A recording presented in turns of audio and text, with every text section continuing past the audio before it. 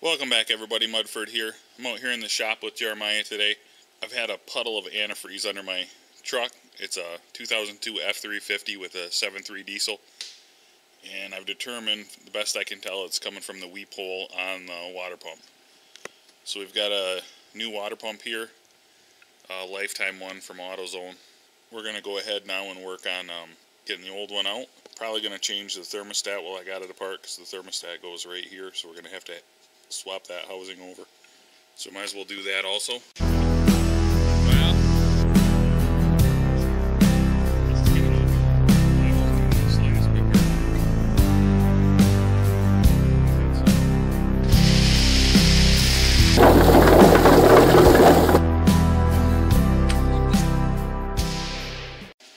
All I've done so far, I just kind of moved this, took the 3 bolts out of this tank, spun it out of the way, just so we can have a better look down in here at the water pump. I don't have the tool for taking the fan off. And that's pretty much the first thing we got to do, so I'm going to get a little help from Jeremiah.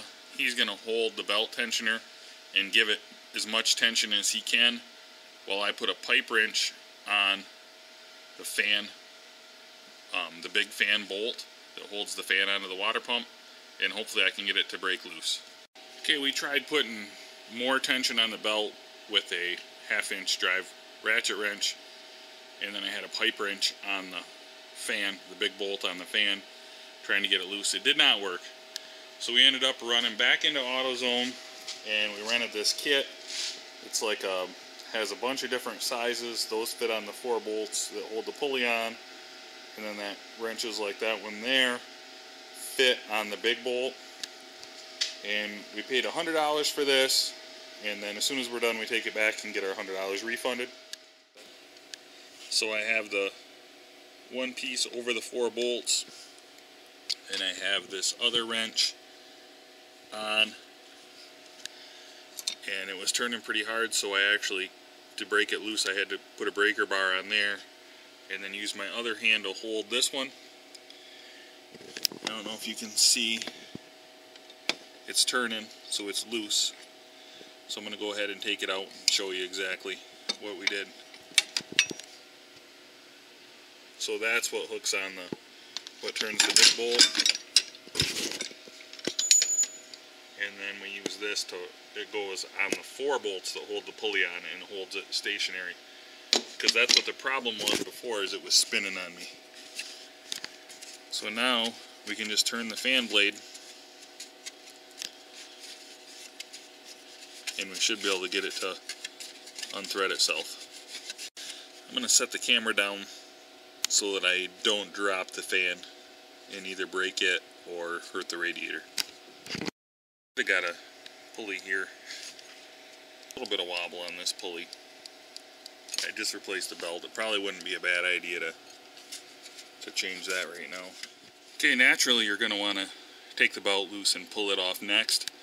But resist that urge, because it's a lot easier if you take these 4 bolts out when you have the belt tension to help you hold the pulley, to keep it from turning. These 4 bolts come off much easier, so do that next before you take the belt off. Okay, there's only 2 8mm bolts holding the fan shroud on the top, and then it slips into little grooves down on the bottom down there. So what I did was I just took those 2 out, slid the fan and the shroud out together to get them out of the way. It gives you a lot more room to work. It's quite easy to do. Plus I wanted to open it up so I could video down here where you can see a little bit better. There are a few things you need to take off on the top. The heater hose needs to come off, and coolant temp sensor here needs to come off, and then of course the upper radiator hose. And then the lower radiator hose is actually right here. You can see mine's kind of cobbled together. Looks like the clamp broke at some point and somebody put another clamp on it. I think while I'm taking it apart, I'm going to go ahead and replace the hoses too, because this is a high mileage engine.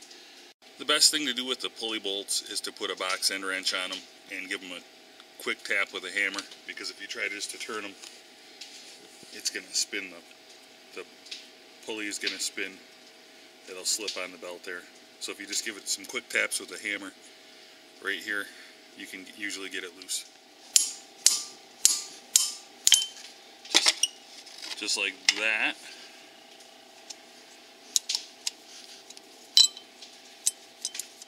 Once you have all the bolts loose on the pulley, I've got one still in but it's loose, go ahead and use your tensioner.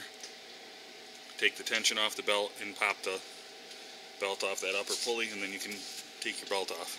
When you're working on a 7.3, keep in mind it's probably at least 16 years old and probably has quite a few miles on it. So take a look around what you're doing and see if there's anything you can replace related to what you're doing, just so you don't have to do it later. Like, it would really suck to change this water pump out, put new antifreeze in, and then have a bad radiator hose or a bad thermostat. That's why I'm replacing those at the same time. Check out your heater hoses and make sure they look good too. Like pulleys, everything like that while you have the belt off, and just make sure you're not putting bad parts back on. Yeah, I just snapped the connector off, took my hose clamps off, and now you gotta break the hose free. So you just grab it right where the clamp was and give it a twist, and it'll pop free. Then it should. Now we just need to get our upper and lower radiator hoses off, and then the bolts around the water pump. You can see there's 1, 2, 3, 4, 5, 6, 7, 8, 9 bolts. It looks like is a zip tie through that hole holding a wiring harness away from the pulleys, so we'll have to snip that zip tie and make sure when we put it back in we put a new zip tie to protect those wires so they don't get into the belt. I've got everything broke free now. I'm just going around and getting the bolts. They're all 10mm, and for the bottom ones you might want an extension. I usually like to save one of the top middle bolts for the last bolt, just so it's easier to get out, and you're not, if it comes loose, you're not fighting a bolt underneath that you can't see. You got it to come loose. So here's your bolts. You have 1, 2, 3, 4, 5 of these ones, 5 of these shorter ones, 3 longer ones, and 1 kind of in the middle. So now everything's unhooked. We're ready to pop this off. Hopefully it'll come off. A little bit of antifreeze come out of the block there, but she's out. Hard to see where it's coming from when it's in the vehicle, but you can see a lot of antifreeze is leaked out of that weep hole, so this pump is indeed bad. I think my plan is to take all the accessories off that I need with it in the vise, and then I think I'm going to put my new one in first, because I don't want to put my new one in the vise and mar it up. So then hopefully I can get to all these things easily in the truck.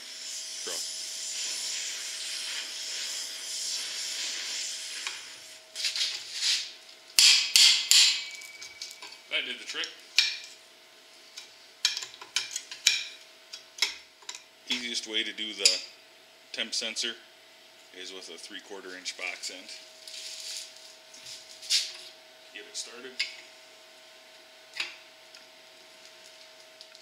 We'll clean this up a little bit gently, get all this sealant off of the actual sensor itself, and then put some new sealant around the threads up about halfway up. What you gotta do is get the barb for the lower. That's just a couple of 10mm holding that.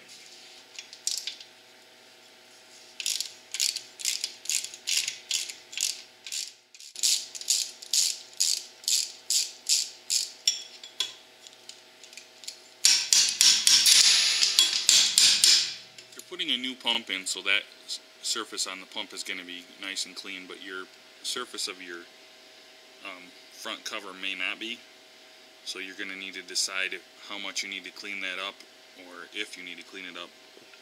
You could use a gasket scraper, a razor blade, something like that. What I usually do is use a red cleanup wheel on a die grinder and just do it lightly. Don't hold it too much and dig too much of the aluminum off. Some people might not like that, might think it's too dangerous. It's up to you. Just use whatever you feel comfortable. Try not to gouge the metal surface too much. Just try to get it clean and get any gasket residue off. And then I'm going to wipe it all off with a cloth when I'm done. Okay, I just cleaned it up with that cleanup disc I didn't have enough hands to hold the light, the die grinder, and the camera. So sorry about that, I didn't have any help today. So I just went around quickly and cleaned it up, didn't let it dig in too much. Cleaned up all my bolts on the wire wheel, and now we're ready to put the pump back in. I just had a couple of spots kind of on the bottom where the O-ring type gasket here just wanted to pop out of the groove. So all I did was took just a couple little dabs of this black silicone and just put it down in the groove, and then that's holding the gasket right where I want it so it doesn't slip out of that groove. This style of pump is really easy to put in. You can put it right up, your pump right in, and not worry about losing your gasket out like with a paper gasket a lot of times. And then you can just start a couple of your bolts, and I just started my easy top two, and now I'm just going to go around and start every bolt before I tighten any of them. And then once I get them all started and snugged up by hand, I'm just using a socket and an extension just like this to get them in. Then when I get them tight like that, then I go on to the next one. I'm going to get all 9 of them in, and then I will put my ratchet on and snug them up. Okay, all the bolts are snugged up just using the extension by hand. Now I'm going to go through with the ratchet and torque them down. I'm not going to use a torque wrench. I'm just going to torque them with this 3/8, try to get them evenly as close as I can, and it should be good. I'm putting my heater hose barb back on, and it does have a little O-ring around there, but I'm also putting a little bit of thread sealant on there just to be extra safe. So I'm going to go ahead and tighten that up. Coolant temp sensor doesn't have any kind of O-ring, so you're going to want to make sure you get the threads sealed. So I'm just using some thread sealant paste here. You're going to want to make sure you get enough on that it doesn't leak, but you also don't want to get it all over your end of your sensor. This should work nicely. I wiped off a little bit of the excess with a rag. Go ahead and put it in.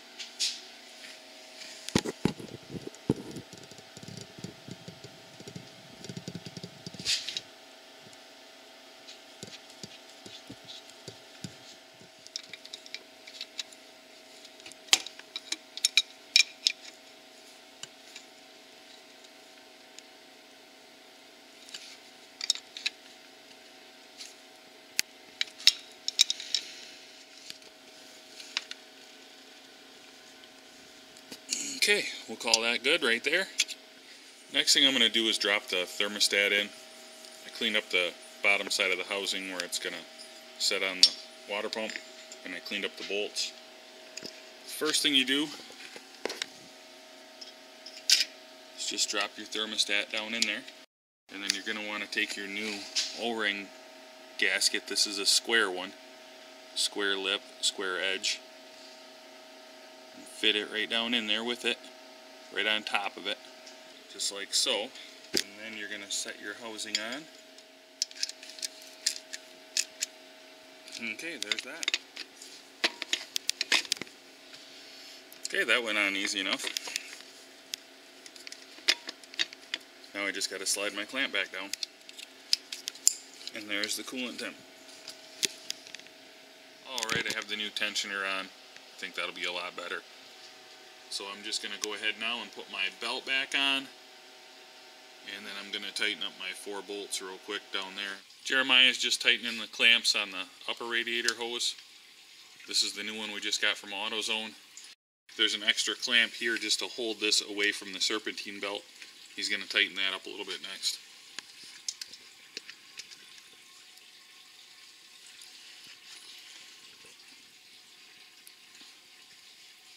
Okay, that's good.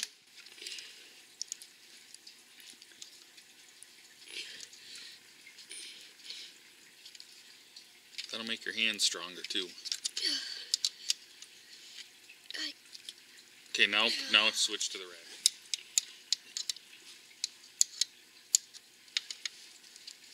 Wrong way.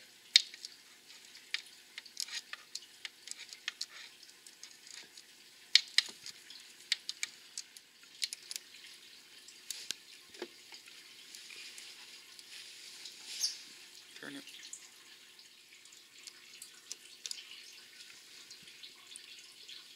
Is it this?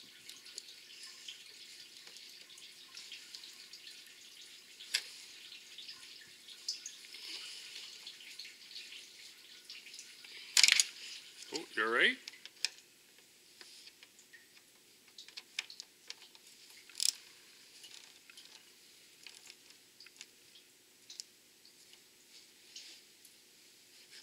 Okay, there you go.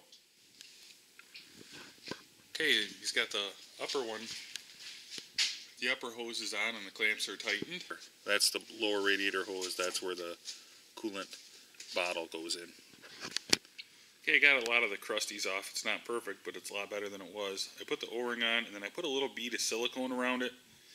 It's probably a bit overkill, but this is what it had on it when I took it off, so it makes me kind of nervous.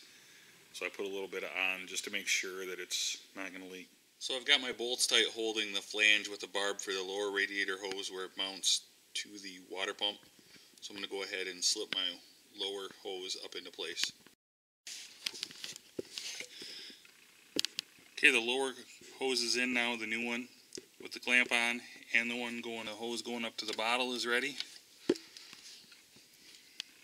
I've got a clamp on this one instead of the spring clamp because it was damaged. And that's all tightened up, so I'm ready to put the belt on now. Belt's on and looks good now.